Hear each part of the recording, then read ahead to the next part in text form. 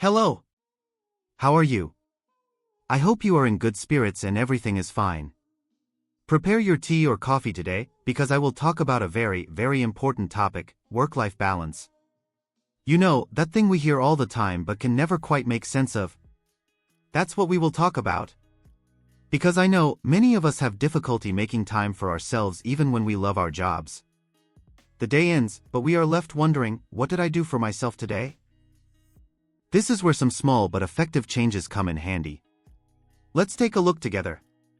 1. Drawing boundaries is not a luxury, it is a necessity. Especially with technology at our fingertips, work and private life have become completely intertwined. But remember, not every accessibility means being productive. Turning off work mode at certain times of the day and making time for yourself and your loved ones is a real necessity. The concept of the leaving work time is not only valid for those working in the office, but also for those working from home.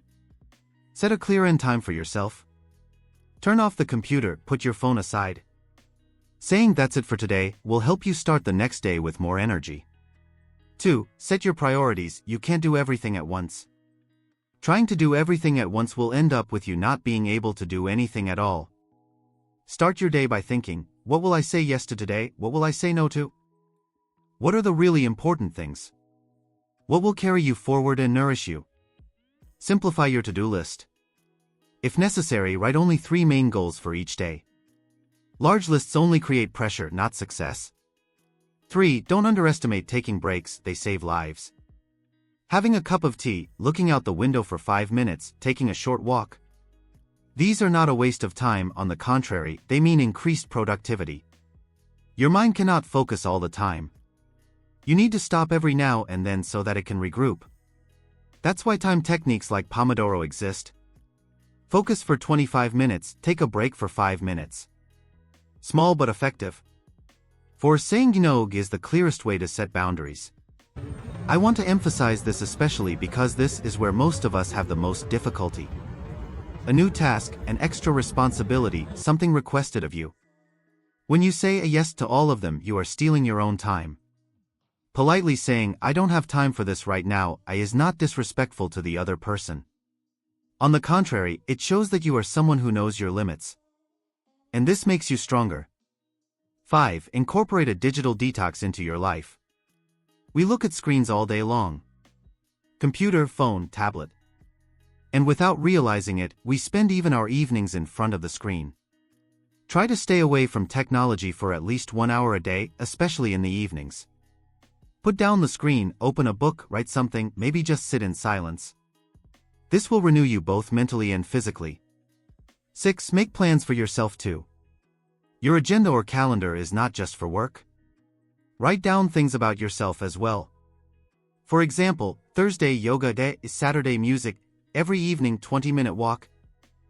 These plans are just as important as business meetings. Because they are what make you who you are. 7. Don't be afraid to ask for support. You don't have to do everything on your own. At work, at home, or in your social circle. Asking for help is not a weakness. Sometimes you can get support from your coworker, sometimes from your spouse, sometimes from an expert. This will both lighten your workload and remind you that you are not alone. 8. Remember, balance is not about being perfect every day. Sometimes work is busy and your private life is disrupted. Sometimes it's the opposite. But the point is generally to establish a balance that nourishes both sides. It doesn't have to be the same every day. The important thing is to be able to guide it flexibly and consciously. And perhaps most importantly, be good to yourself. Rest when you are tired, show compassion when you are down. Set your expectations from yourself without forgetting the fact that you are human.